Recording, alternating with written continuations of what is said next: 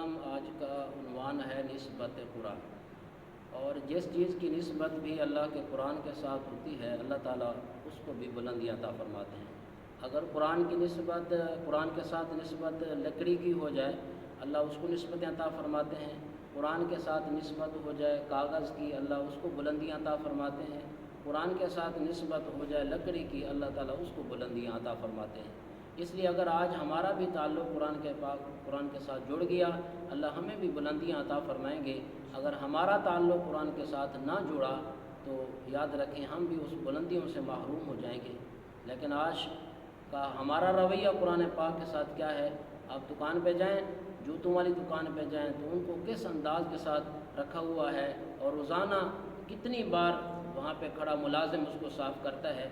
लेकिन कुरान के साथ आज के मुसलमान का रवैया क्या है कि घरों में कुरान पाक रखा हुआ है कसम उठाने के लिए, पढ़ने के लिए नहीं। और उसके ऊपर भी गिरदो गुबार मट्टी अगर देखनी हो तो अभी जाइए अपने घर में पड़ा हुआ कुरान का नुस्खा उठाइए और देखिए कि उसके गिलाफ के ऊपर कितनी मट्टी पड़ी हुई है। और मट्टी क्यों नज़र आएगी? वजह यह है कि हमने कुरान पाक को उठाया ही नहीं है। और पढ़ने वाले वो चले गए।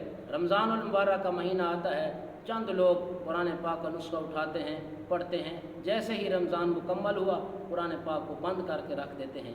तो इसलिए अगर आज हमारा रवैया कुरान पाक के साथ ये हुआ तो हमें बुलंदियाँ नहीं मिलेंगी बल्कि हम पस्ती की तरफ जाएंगे, जैसा कि आज का मुसलमान जा रहा है। जब से इसने कुरान पाक को छोड़ा है ये पस्ती की तरफ गया है। और जब इस मुसलमान ने कुरान को सीने के साथ लगाया, मुट्ठी भर लोग थे, अल्लाह ने उनको फतूहात से नवाजा था। बदर का मैदान देखें, ओहद का मैदान देखें, ग़ज़वा तबूक का मार्का देखें। और इसी तरह एक तारीख़ भरी पड़ी है मुसलमान की। जब ये कुरान पाक के साथ जुड़ा हुआ था अल्लाह ने हर जगह पर इसको बुलंदियों से नवाजा, हर मकाम पर अल्लाह ने इसको इज़्ज़तों से नवाजा, हर जगह पर अल्लाह ताला ने इसको फ़तह नसीब फरमाई है। आज भी अगर हम मुसलमान कुरान पाक के साथ जुड़ जाएं, कुरान पाक के ऊपर अमल करने वाले बन जाएं, अल्लाह हमें भी बुलंदियों से नवाजेंगे। लेकिन हमारा रवैया कुरान पाक के साथ कैसा है? एक वाक़या से मात फरमाएँ कि एक मकाम पर एक जगह पे एक इमाम मस्जिद को एक मकाम महल्लेदार ने मुक्तदी ने दावत की, इफ्तारी की। कारी साहब जाते हैं, वहाँ जाकर इफ्तारी करते हैं, रोज़ा खाना खाते हैं। वहाँ पे पड़े हुए पैसे हवा की वजह से उड़े और नीचे गिर गए। कारी साहब ने उठाया और एक मकाम पे रख दिया और मस्जिद की तरफ तशरीफ़ लाए। पीछे मियाँ बीवी ने देखा यहाँ हमारे पैसे पड़े हुए थे लेकिन नज़र नहीं आ रहे। उन्होंने कहा इमाम मस्जिद चोर है, हमारा इमाम चोर है, हमारा कारी साहब चोर है। और खैर ये बात दिल के अंदर रखा, इमाम साहब से रवैया बदला। सारा साल यही सोचते रहे, सारा साल यही बातें करते रहे, इमाम मस्जिद चोर है। कारी साहब ने भी महसूस किया मेरा फ़लाँ मुक्तदी फ़लाँ साहब बड़ा नाराज़ नज़र आता है। कभी कभी कारी साहब पूछ लेते हज़रत खैर तो है, मूड ऑफ है, मूड बदला हुआ है, क्या मसला है? वो भी बात को टाल दिया करता था कि अब कारी साहब है, क्या इसको ताना दूँ, क्या बात करूँ। लेकिन रंग बदलता रहा। आखिरकार खैर एक साल मुकम्मल हुआ, अगला रमज़ान आया और लोग कारी साहब को इफ्तार के लिए बुलाने लगे। और वही मुक्तदी अहलिया से मशवरा करने लगा कि हम भी कारी साहब को बुला लेते हैं, कोई बात नहीं है पैसों की। खैर कारी साहब आ गए, इफ्तारी मुकम्मल हुई। दिल के अंदर क्योंकि भरास थी ना, कहते हैं कि जब तक आदमी दिल में भरास जो रखता है ना वो ना निकाले तो उसको चैन नहीं आता।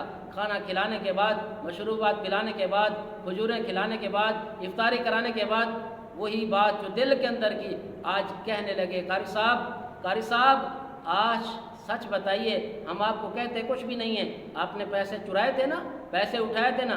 कारी साहब की चीख निकल पड़ी, कारी साहब रो पड़े। वो मियाँ बीवी भी हैरान परेशान हैं कि कारी साहब को क्या हो गया।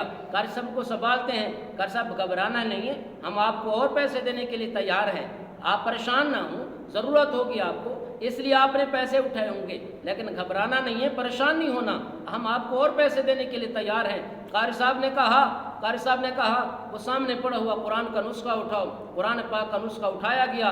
कारी साहब ने जैसे ही कुरान पाक का पहला सफ़ा खोला उनके पैसे पड़े हुए नजर आए।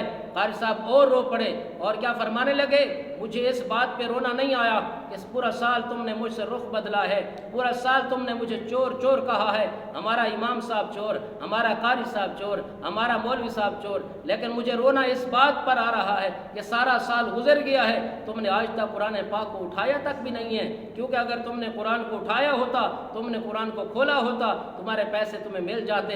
افسوس اس بات پر ہے کہ آج کا مسلمان قرآن پاک کو بھول چکا ہے۔ قرآن پاک کتنی بار ہم روزانہ موبائل کو اٹھاتے ہیں، صاف کرتے ہیں، بار بار دیکھتے ہیں۔ قرآن پاک کو کب اٹھایا تھا؟